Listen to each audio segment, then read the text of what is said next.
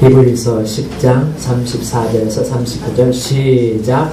너희가 갇힌 자를 동정하고 너희 소유를 빼앗는 것도 기쁘게 당한 것은 더 낫고 영구한 소유가 있는 줄 알미라. 그러므로 너희 담대함을 버리지 말라. 이것이 큰 상을 얻게 하느니라. 너희에게 인내가 필요함은 너희가 하나님의 뜻을 행한 후에 약속하신 것을 받기 위함이라. 잠깐 후면 오실 이가 오시리니 지체하지 아니하시리라. 나의 의인은 믿음으로 말미암아 살리라. 또한 뒤로 물러가면 내 마음이 그를 기뻐하지 아니하리라 하셨느니라. 우리는 뒤로 물러가 멸망할 자가 아니요 오직 영혼을 구원함에 이르는 믿음을 가진 자니라. 아멘. 아주 좋은 말씀이죠. 특별히 오늘 우리가 붙잡고자 하는 것은 35절이죠. 35절 시작. 그러므로 너희는 담대함을 버리지 말라. 이것이 큰 상을 얻게 하느니라. 다시 한번 합시다. 시작. 그러므로 너희는 담대함을 버리지 말라. 이것이 큰 상을 얻게 하느니라. 아멘.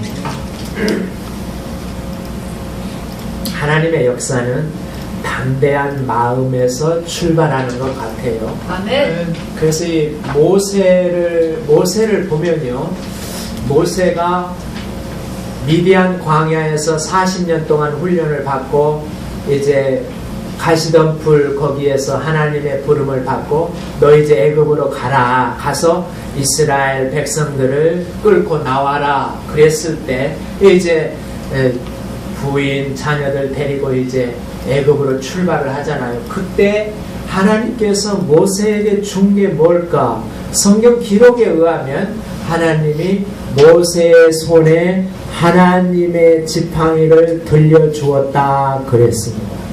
그래서 우리 생각에는 그때 하나님의 능력의 지팡이를 모세가 손에 들었으니까 이렇게 아내와 자식들을 다 데리고 죽을 곳으로 가도 별로 떨지 않았었겠구나, 그런 생각을 우리가 합니다. 근데 실제로 한번 생각해 보자고요. 실제 상황을 곰곰이 생각해 보면 지금 모세의 손에 들려있는 이 지팡이는 하나님의 특별한 그런 지팡이이지만은 지금 모세가 인식하는 것은 그 지팡이는 무슨 지팡이예요? 왜 자기가 평소에 양치던 목자의 지팡이라고. 달라진 게 하나도 없어요.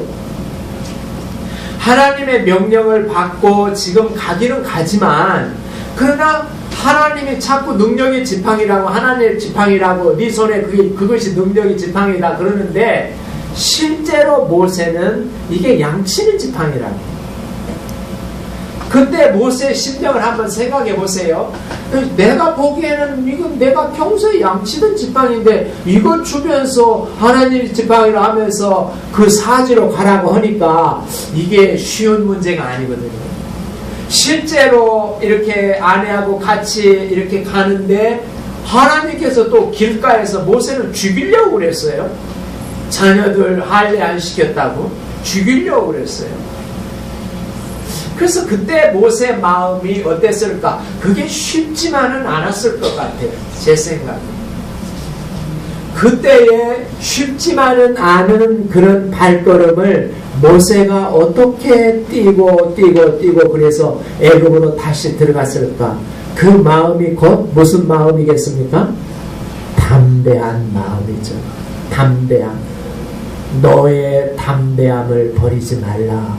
아멘. 하나님이 약속했으면, 하나님이 그렇게 말씀하고 약속했으면 네 주변 환경이 하나도 달라진 게 없어도 너의 담대한 마음, 곧 믿음, 아멘. 너의 담대함을 버리지 말라. 아멘. 그 마음이 결국은 뭘 가져올 것이다. 오늘 큰 상급을 가져올 거다. 그래서 35절에 여러분, 모세가 그런 경험을 했기 때문에 모세가 그 자기 후배 여호수아 장군을 세울 때도 역시 그렇게 세웠습니다. 모세가 신명기 31장에 읽어보면 여호수아 장군을 세울 때도 그때도 모세가 여호수아한테 뭐라고 그랬냐 그러면 신명기 30장 보니까 너는 강하고 담대하라. 그리고 이 백성들을 데리고 약속의 땅으로 들어가라. 하나님이 함께할 것이다. 이렇게 말했어요. 여호수아가 받아들일 때 한번 여호수아 입장을 한번 생각해 보세요. 자기 스승과 같은 모세가 너는 강하고 담대하라. 이 백성 데리고 네가 가나안 땅으로 들어가라. 하나님이 함께할 거야. 여호수아가 그 말을 들었을 때 한번 생각해 보세요. 이 백성이 무슨 백성인지 여호수아가 경험으로 알거든요. 얼마나 불신앙하고 조금만 불편해도 불평하고 그 백성을 여호수아가 능히 안다고. 근데 모세가 그러는 거예요. 이 백성 데리고 가나안 땅으로 들어가라. 하나님이 함께 할 거야. 여호수아 입장에서는요. 아이고 이거 큰일 났구나. 하나님이 함께 한다고는 하지만 이 백성 데리고 준비도 잘 안 된 것 같은데 가나안 땅에 들어가라고? 아이고 이거 큰일 났구나. 그래도 여호수아는 하나님의 함께 한다는 약속을 믿고 했어요 안 했어요? 들어갔어요. 그게 담대한 마음 곧 믿음입니다. 그 마음을 끝까지 처음에 출발할 때만 담대하고 도중에 아이고 안 되겠네 뒤로 돌아서자 그러지 않고 그 담대한 마음을 버리지 아니하면 그 담대한 마음이 결국 뭘 가져올 거라고요? 큰 상급을 가져올 거다. 아멘. 이게 오늘 35절의 약속입니다. 모세 입장으로 다시 돌아가 보면요.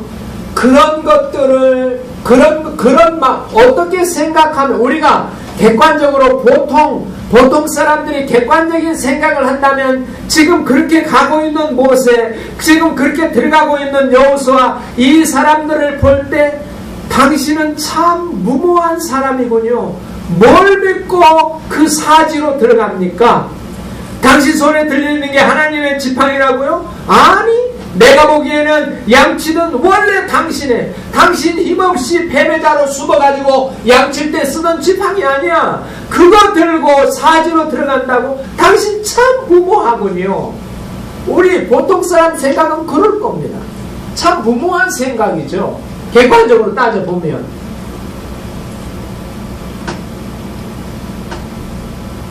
그런데 모세는 그렇게 했거든요. 담대한 마음을 발휘한 겁니다. 오늘 본문 38절에 보면 38절 중간쯤에 그랬어요. 나의 의인은 하나님이 말씀하는 거예요. 내가 부른 나의 의인은 믿음으로 말미암아 살리라. 그런 믿음을 계속 가지고 사는 사람들이다. 하나님 믿으니까 그런 담대한 믿음 가지고 계속 사는 사람이다. 또한 뒤로 물러가면 내 마음이 그를 기뻐하지 아니하리라. 뒤로 처음에 출발할 때만 담대하게 나 믿음으로 도전 한번 해볼 거야 했는데 가다가 내 환경 보고 그러니까 겁나거든. 두려움이 생기고 그러니까 뒤로 물러 그런 사람 나 기뻐하지 않는다. 그 얘기예요. 지금 38절 뒤로 물러가면 내 마음이 그를 기뻐하지 아니하리라. 그런 사람 기뻐하지 않는다. 너의 담대함을 버리지 말라. 안 버리면 그것이 큰 상급을 가져올 거다. 39절도 그래요. 우리는 뒤로 물러가 멸망할 자가 아니요 오직 영혼을 구원함에 이르는 믿음을 가진 자니라. 네가 그 담대한 마음, 담대한 믿음을 버리지 말고 계속 견지하라. 결국 큰 상급을 가져온다. 그랬습니다. 여러분 우리가 믿음을 한번 믿음 우리 그 다음 바로 히브리서 11장 그 믿음장이죠. 그 1, 2절 거기 잘 나왔죠. 믿음을 뭐라고 설명했습니까? 1절에 믿음은 바라는 것들의 실상이다 그랬어요. 우리 묵상 한번 해봅시다. 이 실상이란 말이요. 이거 보세요. 이 실상이란 말은요. 우리말로 정확하게 번역해보면 아래입니다. 언도. 아래에 있는 실제다. 그런 뜻입니다. 단어가 그래요. 아래에 있는 실제다. 그래서 실제로부터 실제는 위에 있어요. 실제는 위에 있고 그것이 아래로 비춰지는 거예요. 그 아래 것을 보면서 실상을 보는 것처럼 보는 거. 그게 믿음이라는 거예요. 이 단어 뜻이 그래요. 그래서 믿음은 한마디로 표현하면 거울과 같은 겁니다. 하늘나라에 있는 것을 그것이 거울에 비춰서 내 육신의 눈으로 볼 수 있는 내 가시권에 들어오는 거. 하늘나라에 있는 건 나 안 보여요. 그런데 그것이 내 가시권에 들어오는 거예요. 거울을 통해서 반사돼 가지고. 그래서 믿음은 거울 역할을 하는 거예요. 내 가시권에 보이는 거예요. 그게 실상이라는 뜻이에요.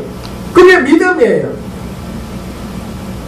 그리고 그 거울에 비친 그것을 믿는 거. 아, 이런 거구나. 실제가 이런 거구나. 그게 믿는 거예요. 그 믿음의 구조가 그런 구조라고.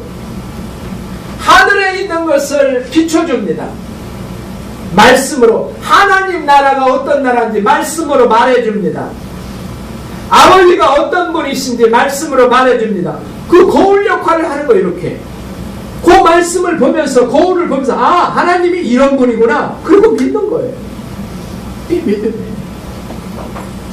이 구조를 우리는 잘 이해를 해야 됩니다. 믿음이 무조건 나 당신 믿어. 세상에도 믿음 형태는 많이 있어요. 그러나 우리의 믿음은 정확하니 우리 믿음의 구조가 뭔가 이 구조 거울 구조입니다. 하늘에 실제가 있어요. 실제가 있는데 그건 우리가 안 보여. 우리 육신의 눈은 안 보이는 거예요. 실제가 있는데 근데 그 실제를 거울처럼 비춰주는 게 있어요. 그게 말씀이죠. 그것을 우리는 거울처럼 하늘에 있는 것을 거울처럼 이렇게 반사해서 비춰주니까 그 거울 보고 아, 하나님 나라가 이런 나라구나. 우리가 그때서 가시권에 들어온 그 거울을 보면서 이해하는 거예요. 그걸 믿는 거예요. 이 구조를 우리는 잘 알아야 됩니다. 그래서 히브리서 11장 그 믿음 1, 2절 설명하고 3절 보세요. 3절 같이 한번 읽어보겠습니다. 3절 시작. 믿음으로 모든 세계가 하나님의 말씀으로 지어진 줄을 우리가 아나니 보이는 것은 나타난 것으로 말미암아 된 것이 아닙니다. 이 말이 무슨 말이겠어요? 이 말 참 이해하기 힘들어요. 근데 이 구조를 알면 금세 이해가 됩니다. 내 가시권에서 나타난 것은 그게 실제가 아니다. 실제는 그것은 거울에 비친 것이 나타난 거고 실제는 지금 어디 있다는 거예요? 위에 있다는 거예요. 하나님 나라에 있다는 거예요. 하나님 나라에 속한 것을 거울에 이렇게 딱 비춰서 내 가시권으로 보게 한다는 거예요. 3절 마지막 말이 그 얘기입니다.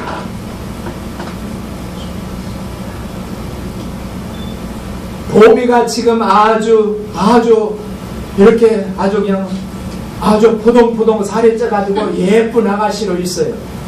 봄이가 있어요. 내 가시권으로 보는 봄이는 그런 봄이에요.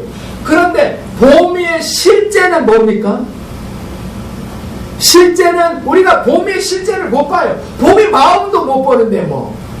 그런데 봄의 실제는 뭐냐면 하나님이 봄이를 얼마나 사랑하고 얼마나 예쁘게 보는 거예요. 그게 실제예요. 그걸 우리는 이렇게 믿음으로 그래. 봄이 제가 고집도 세고 그러기는 하지만 하나님의 사랑 받을 만해. 내가 보는 거죠. 아멘. 우리는 이 거울 구조를 잘 믿음을 이해하는데 우리가 당신이 평소에 들고 다니는 그 양치는 지팡이 들고 애굽의 바로가 살아있는 그 사지로 들어가서 이스라엘 백성들을 구원해가지고 나온다고 당신 40년 전에 이미 실패했잖아. 그거 그래가지고 미디안 광야에서 지금 그렇게 찌그러진 깡통처럼 그렇게 살고 있잖아. 근데 또 한다고? 그건 무모한 짓이야. 왜 그런 무모한 짓을 다시 되풀이하려고 그래? 멍청하게. 이게 우리의 객관적인 눈이라고요. 근데 모세는 그게 아니거든요. 모세는 뭘 본 거예요? 하나님의 말씀을 통해서 하나님이 하시는 걸 보는 거예요. 다만 자기가 그 도구일 뿐이죠. 그래서 가는 거예요.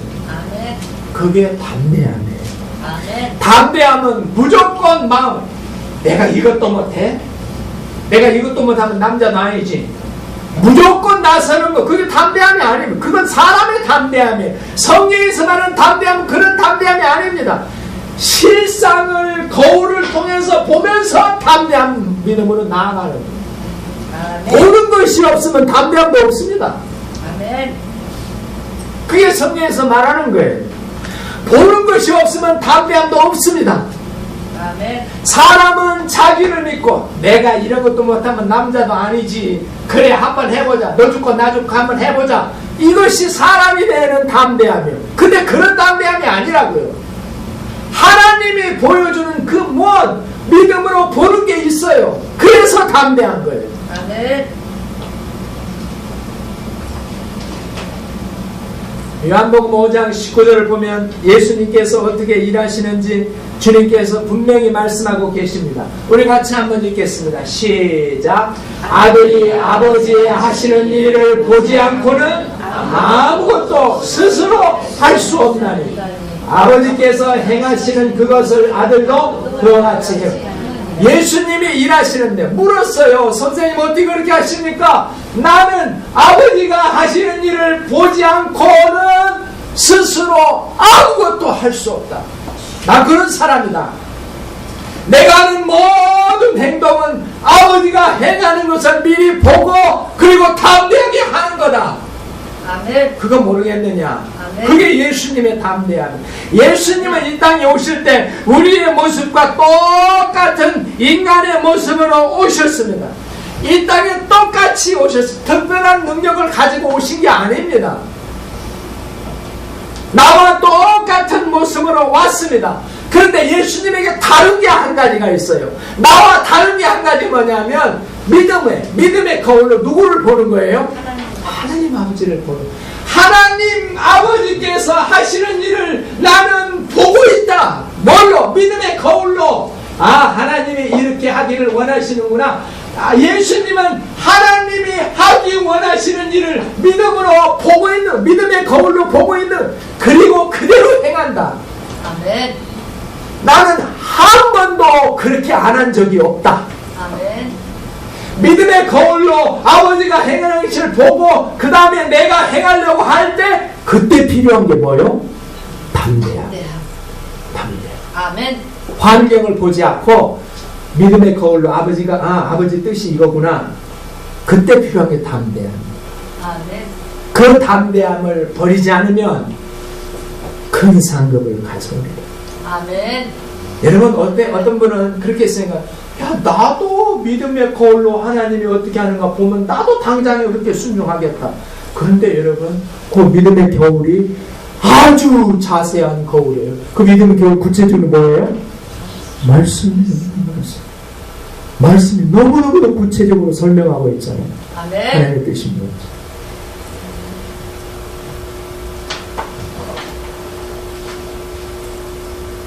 오늘 본문의 구조를 보겠습니다. 이런 구조를 먼저 이해를 하고 오늘 본문 구조를 한번 보겠습니다. 오늘 본문 34절을 보십시오. 34절을 좀 읽어보면 너희가 갇힌 자를 동정하고 너희 소유를 빼앗기는 것도 기쁘게 당하고 있구나. 왜냐하면 더 낫고 영구한 소유가 있는 줄 뭐하니라? 알기 때문에. 봤다는 거예요. 아멘. 더 낫고 영구한 소유가 있는 것을 보았기 때문에, 그걸 보고 있기, 믿음의 거울로 보고 있기 때문에 갇힌 자를 동정하면서 자기 소유가 빼앗겨도 기뻐하는 거예요. 아멘. 그래서 기뻐하는 거예요. 아멘. 미친 사람이라 기뻐하는 게 아니에요. 자기 소유 뺏겼는데 괜히 기뻐하면 미친 사람이지. 근데 이 사람은 보고 있는 거예요. 영구한 소유를 믿음의 거울로 보고 있는 거예요. 그 말씀을 통해서 보고 있는 거예요. 그래서 담대함이 나오는 거예요. 아멘. 믿음의 거울로 말씀의 믿음의 거울, 그 믿음의 거울로 영원한 것, 하늘에 속한 것을 보지 못하면 담대함이 나올 수가 없어요. 지 혼자 그냥 나 해볼 거야 그러는 거지. 진정한 담대함이 나올 수가 없어요.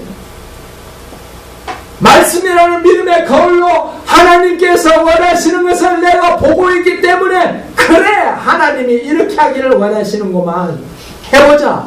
이게 진정한 담대함.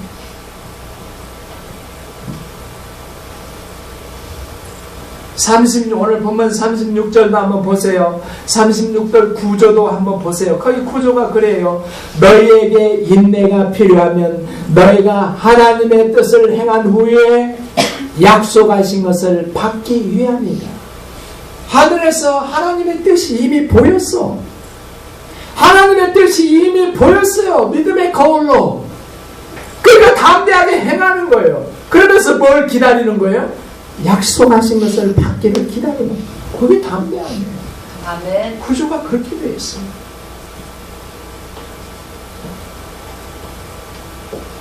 그래서 그 믿음의 거울을 보고 그렇게 하기를 주님이 원하세요. 그래서 요한복음 14장 12절에는 이렇게 주님이 말씀하십니다. 나를 믿는 자는 나의 하는 일을 저도 할 것이요 또한 이보다 큰 것도 하리라. 이 원리를 알기 때문에 이 원리가 이 말이 이해가 이 말 자체로만 가지고 이해가 안 돼. 주님보다 큰 일을 내가 어떻게 해? 주님보다 큰 일을 내가 한다고? 주님이 하시는 일을 내가 하는 것도 벅찬데 그보다 더 큰 일을 할 수 있대. 요한복음 14장 12절. 도저히 이해가 되는 말이 아니에요. 그런데 이 구조를 보자고. 하나님의 말씀의 거울로 하늘에서 하나님이 원하는 걸 보는 거예요. 그리고 담대하게 내가 순복해 나아가는 거예요. 주님이 했듯이. 아멘. 그와 같이 하나님이 원하시는 하나님의 뜻, 하나님이 원하시는 대로 내가 순종 나갈 때 필요한 것이 바로 담대한 마음이요. 그 담대한 마음은 나에게 큰 상급을 가져오는 줄로 믿습니다. 아멘. 메시지 한번 보겠습니다. 담대한 마음을 버리지 말라. 같이 한번 하겠습니다. 시작. 담대한 마음을 버리지 말라. 아멘. 아멘. 여러분 독수리가 될라요? 그 위에 있는 저게 뭐예요? 까치예요. 뭐예요? 까치가 될라요? 어느 것이 되고 싶습니까? 독수리가 되고 싶어요? 그러면 죽으라고 날개짓 해야 돼요. 독수리가 될라요? 위에 타고 있는 까치가 될라요? 까치. 밑에 독수리는 누구요? 주님이에요. 주님이 하세요. 나는 뭐만 하면 돼요? 담대하게 올라타고만 있으면 돼요. 주님 손잡고 주님 인도하세요. 나는 떨어질까 두려움 날려버리고 담대하게 주님 붙잡고 있겠습니다. 나랬어요. 그게 이사야서 50몇 장이죠? 이사야 40몇 장인가요? 독수리 날개치며 올라감 같이 내가 연약한 자도 곤비치 아니하고. 우리가 주님을 여러분 그게 담대한 마음이에요. 우리 같이 한번 이거 메시지 한번 다시 한번 읽어보고 시작. 담대한 마음을 버리지 말라. 한 번만 더 시작. 담대한 마음을 버리지 말라. 아멘. 그래서 주님 저기 주기도문 봐도 우리가 주기도문을 매일 외우고 있는데요. 그 주기도문 봐도 하늘에 계신 우리 아버지여 이름이 거룩히 여김을 받은같이 뜻이 하늘에서 이루어진 것 같이 땅에서도 이루어지이다. 그 말이 그 말. 뜻이 이미 하늘에서 천사들을 통해서 이루어지고 있어요. 그런데 이제는 그것이 똑같이 땅에서 이루어지기를 기도하고 있어요. 누구를 통해서? 나를 통해서. 땅에서는 나를 통해서.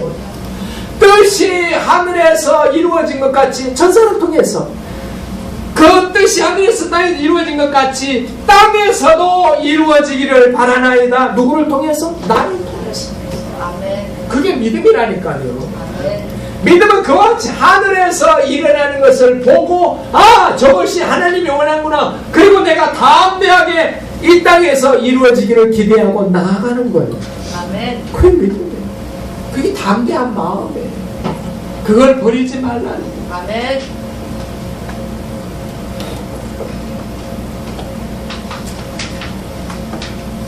그런데 여러분 생각해 봅시다. 내 마음에서 왜 담대한 마음이 안 나올까? 왜? 우리 생각해 봐야 되죠. 우리 그 다음 한번 보자. 내 마음에서 왜 담대한 마음이 잘 안 나올까? 그 이유가 뭘까? 하나님의 뜻이 불분명해서 담대하지 않은 게 아니고 실제로는 하나님의 뜻은 항상 분명해요. 항상 우리에게 보여주고 있어요. 하나님의 뜻을. 우리는 흔히 하나님의 뜻이 뭔 줄 알면 내가 그냥 100% 순종하겠다. 하나님의 뜻이 뭔 줄 알면 나 그냥 목숨 바쳐서 내 모든 걸 다 투자해서 순종할 거야. 나 그렇게 못할 것 같아? 해! 근데 하나님의 뜻이 뭔지 분명하지가 않아. 이건지 저건지. 아니. 하나님의 뜻은 분명해요. 그런데 그것을 내가 이 믿음의 자리인 내 마음에서 그걸 못 보는 거예요. 확신을 못 하는 거예요. 왜 그럴까요?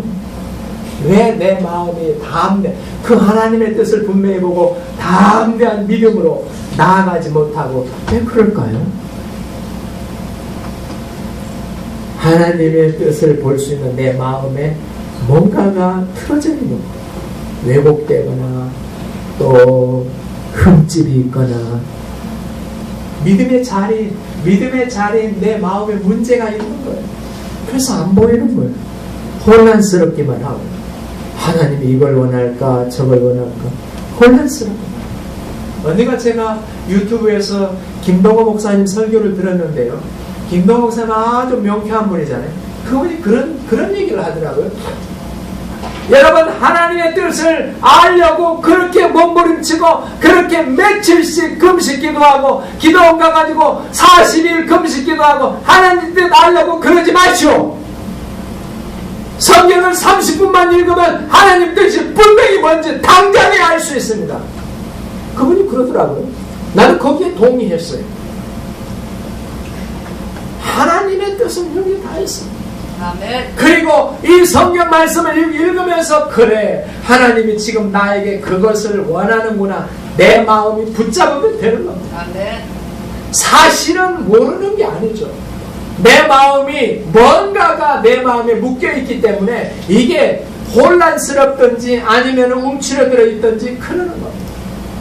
하나님이 뭘 원하는지 분명히 보지 못하게 하는 내 마음에 있는 것들이 뭘까요? 그게 곧 미움과 분노와 그런 것들입니다. 그런 것들이 내 마음을 위축되게 만듭니다. 굳어져 있게 만듭니다. 그래서 내 마음에 미움이 있으면 그것이 미움이 있으면 이게 두 가지 작용을 해요. 하나는 뭐냐 그러면 미움이 있으면 그 마음이 굳어져 있기 때문에 진짜 하나님이 뭘 원하는지 하나님의 사랑과 용 이게 제대로 반영이 안 되는 거예요. 보이지 않는 거예요. 미운 마음이 강하기 때문에 하나님이 사랑을 원하고 하나님이 용서를 원하는 것을 캐치를 못하는 거예요. 미움이 너무 강해서 안 보이는 거예요. 하나님 뜻이 이미 다 말했는데. 그리고 이 미움이 있으면 그게 그렇게 하나님을 왜곡하는 게 하나의 작용이고, 또 하나 작용은 뭐냐면 미움이 그렇게 있으면요, 미움이 내 에너지를 다 소진시키는 거예요. 여러분 우리 경험으로 알잖아요. 미움이 마음에 있으면요, 내게서 나오는 에너지의 거의 70% 이상은 이 미움이 다 잡아먹는 거예요. 소진시키는 거예요. 그래서 여러분 우리 그 경험 많이 하잖아요. 그냥 미운 마음 붙들고 이리 굴르고 저리 굴르고, 그놈의 자식이 나를 그랬어, 그놈이 내 그랬어. 그러다 보면은 하루 에너지를 다 쏟아버립니다. 남은 건 30%밖에 없어요. 그거 가지고 무슨 일을 해? 담대하게 나가요? 못 나가요. 일어서기만 해도 다행이지. 담대하게 못 나가는 거예요. 왜? 에너지 이미 다 소진했기 때문에. 우리는 그걸 몰라요. 염려와 걱정도 왜 주님께서 염려와 걱정을 말라고 그랬을까요? 야, 내가 다 해줄 테니까 염려와 걱정하지 마. 주님이 그런 의도로 그 말 했을까요? 물론 그런 말도 있습니다. 주님이 해주시죠. 그러나 염려와 걱정이 내 안에 있으면 그러면 그 염려와 걱정이 내가 일해야 할 에너지를 다 소진시켜버린다고요. 염려와 걱정이. 그래서 실제로 일해야 할 때는 이 맥이 쫙 빠져가지고 아무것도 못합니다. 염려와 걱정 에너지를 다 뺏어 먹었거든 이미. 그래서 하지 말라는 거예요. 그것도 내일 있을 일을 왜 끄집어다면서 염려하냐. 그 바보 짓이죠. 그래서 주님 하진 않아.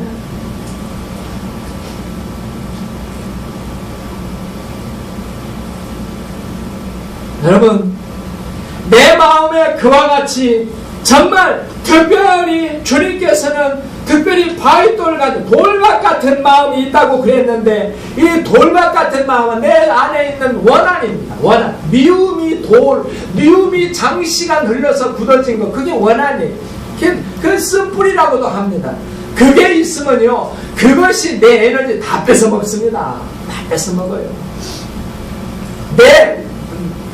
우리 각자의 경험을 한번 돌아보세요. 그런가 안 그런가? 각자의 경험을 돌아보세요.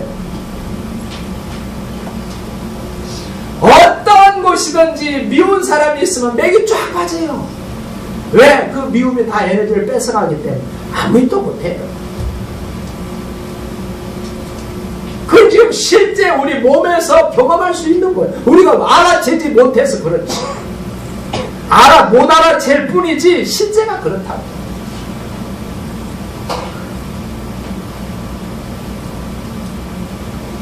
여러분,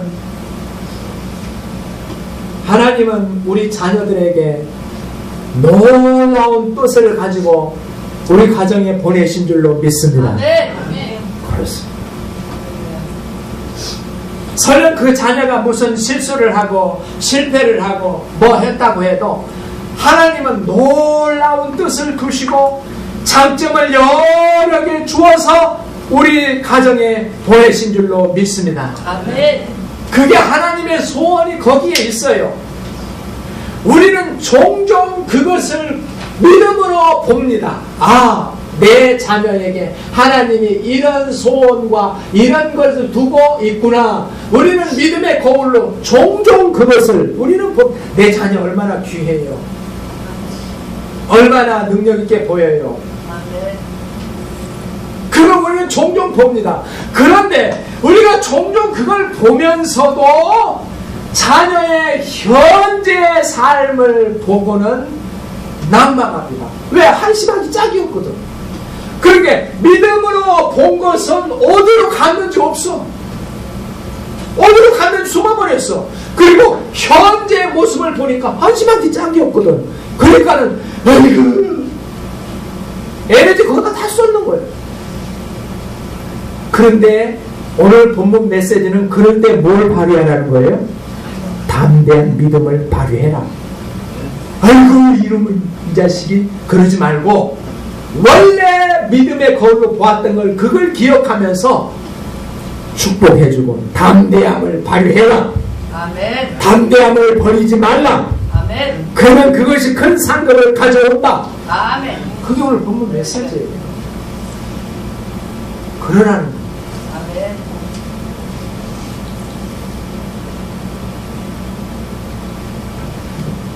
여러분 그렇게 할 겁니까? 아멘. 그래야죠. 그렇게 해야죠. 이건 자녀들에게 해당되는 것뿐만 아니라 우리 배우자들, 우리 주변 사람들 똑같이 해당됩니다. 아멘. 그렇지 않고 그렇게 담대한 믿음을 담대하게 내 마음이 담대하게 믿음을 쏟아붓고 발휘하고 그러지 않으면 꼭 뒤에서 미움이나 염려나 걱정이 그 에너지를 다 빼앗아갈 거예요. 사실 그 에너지 소진하는 마찬가지인데 담대함을 발휘하는데 소진하자고요. 아멘. 염려 거기다가 솔레 빼앗기지 말고. 아멘. 그렇지 않겠어요?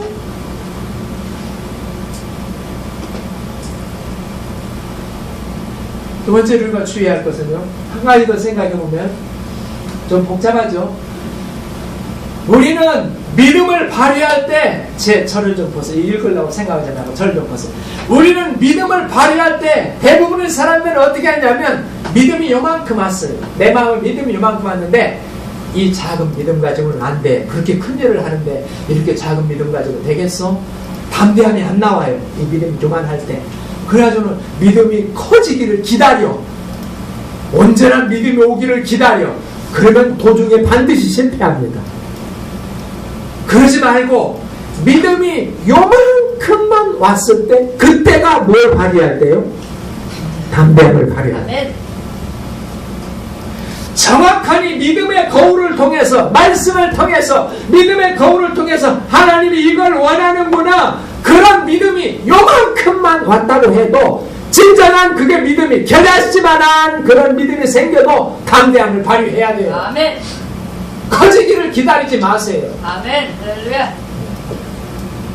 내가 어거지로 담대함을 해봐야지 그거 아니고 정말로 하나님의 거울, 하나님의 말씀의 거울을 통해서 겨자씨 하나만큼만 믿음이 왔다고 해도 그 순간이 담대함을 발휘해야 할 순간이에요. 아멘. 그걸 놓치면 결국은 마귀한테 공을 빼앗긴다. 발휘 못해. 대표적인 예가 제가 좋아하는 아브라함. 하나님께 들었어요. 이삭을 제물로 드려라. 아무래도 그게 하나님 말씀이 아닌 것 같아요. 밤새도록 고민했겠죠. 하나님 다시 들려니 정말로 이삭을 제물로 드려야 됩니까? 그 밤에 하나님하고 많이 씨름했을 것 같아요. 그런데 아침쯤 돼서 아브라함이 확신을 얻은 게 뭐예요? 하나님이 이삭을 제물로 드리라고 했다. 요만한 믿음이 왔어요. 겨자씨만한 믿음. 요만한 믿음이 오니까 아침 일찍이 일어나서 이삭 데리고 올라가 버린 거예요. 모리아로. 요만한 믿음이 왔을 때 그냥 담대함을 확 발휘해 버린 거예요. 그게 아브라함이에요. 그게 아브라함의 믿음. 그래서 아브라함이 성공하지 않습니다. 아멘. 여러분 사무엘상을 읽어보면요, 다윗은 아주 더한 사람. 다윗이 그걸 배우는데 어떻게 배우냐 그러면요, 이렇게 배웠어요. 사무엘상 21장을 읽어보면 그랬습니다. 다윗이 이제 사울이 자기를 죽이려고 하는 줄 알고 다윗이 이제 도망을 갑니다. 자기 몸종 몇 명하고 도망을 가는데 며칠을 도망가서 먹을 게 없는, 굶어서 그냥 배고파 죽겠는데, 그래서 어쩔 수가 없어가지고 녹당에 있는 아비멜렉 제사장이 있는 그 성전이 있는 곳으로 갔어요. 가서 아비멜렉 제사장한테 가가지고 나 뭐 좀 주시오. 우리 며칠 굶었는데 나하고 내 부하들 뭐 좀 주시오.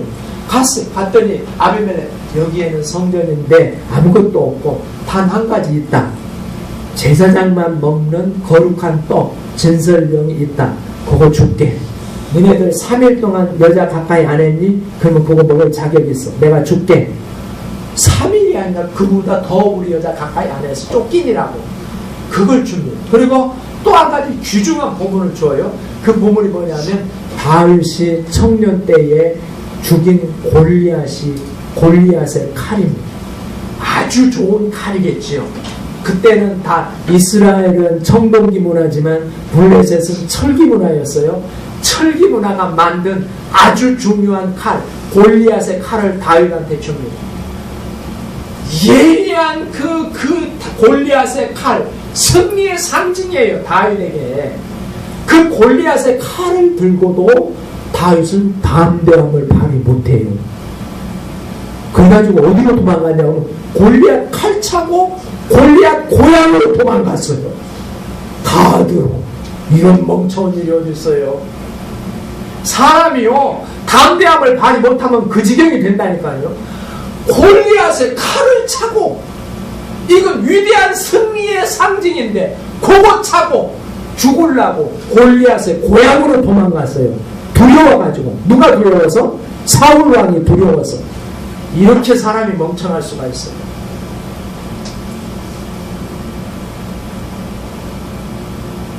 다윗이 거기 가서 가드에 가가지고 그 부하들이 뭐 저놈이 다윗은 만만이요 사울은 천천히라고 노래한 그 다윗 아니냐.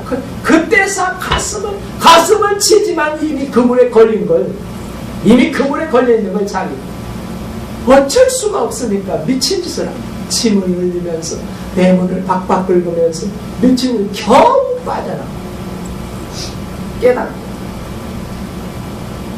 바로 그 다음에 사무엘상 21장에서 그랬는데 22장을 읽어보면 바로 블레셋에서 나와가지고 그 아둘람 굴에 들어갔어. 아둘람 굴에 들어갔는데 아둘람 굴에 자기가 이렇게 들어가서 몸종 맹명하고 있는데 굴에 있을 때 원통한 자, 빚진 자, 하여튼 사울왕 제재에서 원통한 사람이 400명이 오는 거예요. 굴로 들어왔어요. 와, 힘나지요. 400명 아주 그래서, 그리고 그 400명만 온 게 아니라 다윗의 부모님들, 형제와 부모님들이 와서 와, 힘나지요. 아둘람 굴에 있을 때 나 같으면 당장에 일어나가지고 사울왕 추격 때 한번 붙어보겠어요. 근데 다윗은 그렇게 안 했어. 다윗은 깨달은 게 있거든요. 왜 그렇게 안 했어? 자기 부모가 있으면 마음대로 못하니까 부모를 이제 그 모압 왕에게 일시적으로 맡아주세요. 자기 부모를 모압 왕에 맡기면서 다윗이 하는 말이 있어요. 그게 하는 말이 뭐냐 그러면 이렇게 말합니다. 거기 보면은 그때 다윗이 뭐라고 말했느냐 그러면요. 그때 이렇게 말했어요. 그 사무엘상 20장 3절에 보면은 하나님이 나를 위하여 어떻게 하실지를 내가 알기까지 우리 부모를 맡아주세요. 그랬어요. 400명 부하가 갑자기 왔고 갑자기 힘이 세졌는데도 아둘람 굴에서 안 나오는 거예요. 왜 안 나오냐?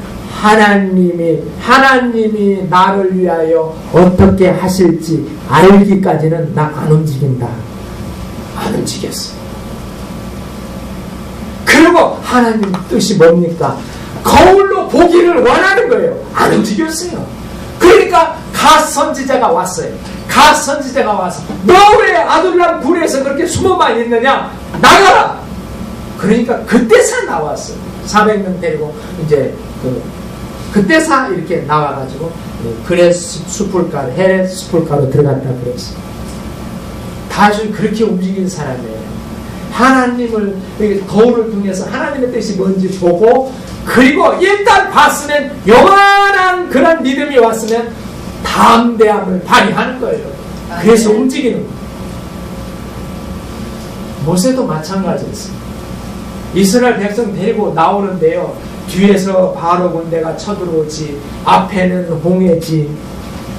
백성들이 그럽니다. 뭔가 조치를 해야 할 거 아닙니까? 앞에는 홍해고 뒤에는 바로가 쳐들어오고 뭔가 조치를 해야지 이대로 있을 겁니까?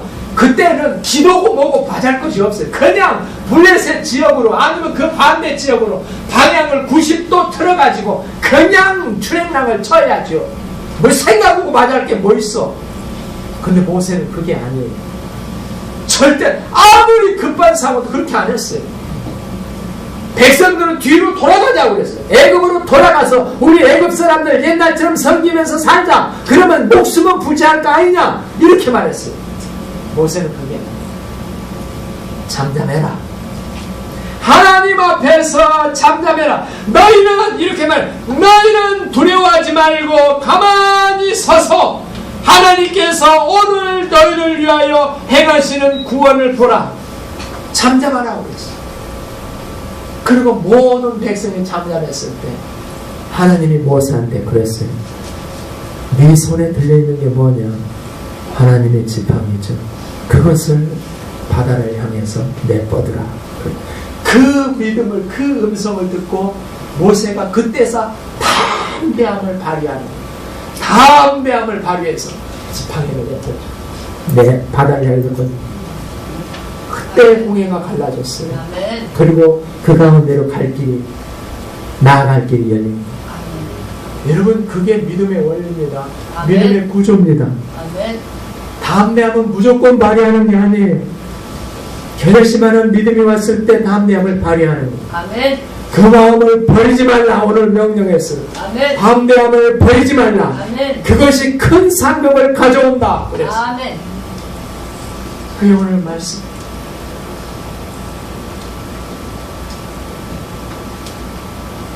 잠언 14장 12절 보면 이런 말이 있습니다. 오늘 이거 하고 마치겠습니다.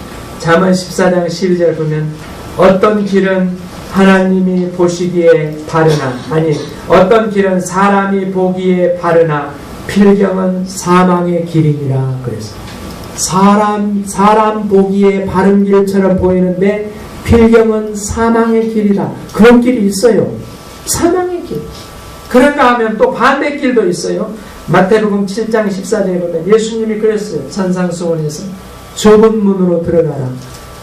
그 길은 생명으로 인도하는 문은 그 길이 좁고 협착하여 찾는 사람이 적다. 그래서 좁고 협착한 길로 보여요. 그런데 그게 실제로는 무슨 길이에요? 생명의 길. 우리 눈에 보이는 것과 전혀 다를 수 있어요. 중요한 건 뭐냐? 그러면 하나님이 뭘 원하느냐는 거예요. 하나님이 나에게 뭘 원하느냐? 말씀의 거울을 통해서 내가 보는 거예요. 그래서 조만쯤이라도 봤을 때 담대함을 발휘하는 거예요. 우리가 하나님 앞에서 그런 삶을 살고 성공적인 인생으로 이끌어갈 수 있기를 축복합니다. 모두 일어서겠습니다.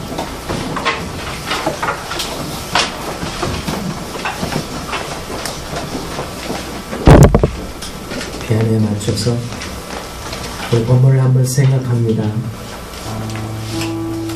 36절 너희 담대함을 버리지 말라. 이것이 큰 상을 얻게 하느니라. 너희 담대함을 버리지 말라. 이것이 큰 상을 얻게 하느니라.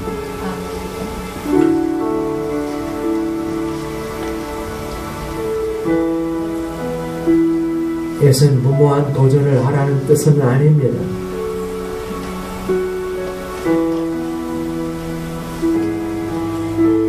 믿음의 눈으로 하나님이 행하기를 원하시는 눈 보고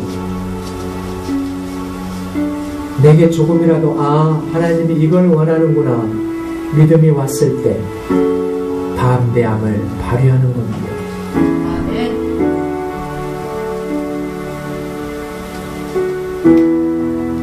하나님, 우리가 무슨 결정을 하려고 우왕좌왕하지 않고 하나님의 뜻이 뭔지 모르겠어 그러면서 주저앉아 있고 이런 시간들을 청산하기 원합니다.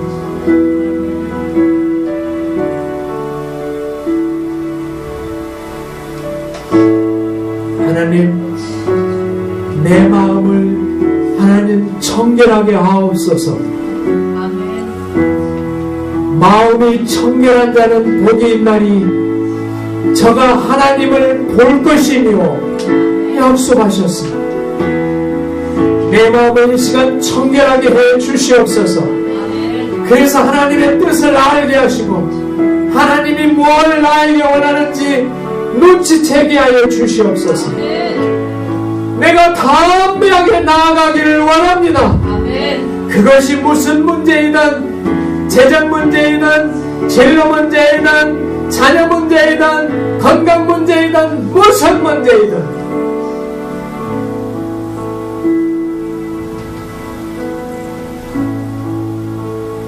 내가 헤매는 시간을 청산하고 청결한 마음으로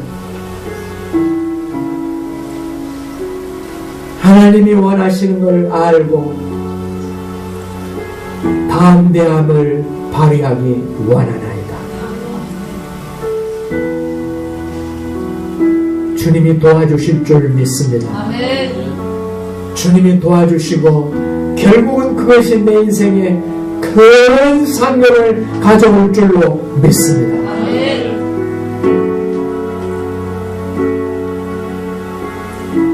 이 시간에 성령님을 청합니다. 양손을 가슴에 대고 성령님 임하셔서 내 이 복잡한 마음을 청결하게 하옵소서.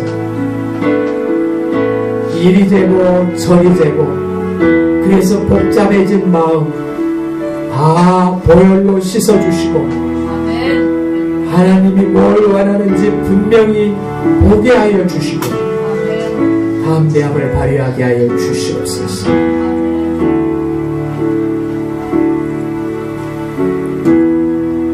주께서 내가 두 눈을 감고 주님 앞에 기도할 때마다 주님이 청결한 마음을 주실 줄로 믿습니다. 아멘. 특별히 내가 용서하지 못하고 미움에 시달릴 때 하나님 청결한 마음을 주시옵소서. 아멘. 또 내가 염려와 걱정에 시달릴 때 하나님 씻어주셔서 청결한 마음을 주시옵소서. 아멘. 또한 오랜 시간 동안 내 마음이 한이 맺혀 있을 때 하나님 아버지 그 쓴뿌리와 같은 그것을 다 청결하게 하여 주시옵소서. 아멘. 그래서 하나님이 어떻게 하기를 원하는지 보고 담대함으로 나아가게 하여 주시옵소서. 아멘. 주님을 의지하나이다. 아멘. 이제는 우리 주 예수 그리스도의 은혜와 아버지의 사랑과 성령님의 역사하심이 우리 모두에게 함께 계실지어다. 아멘.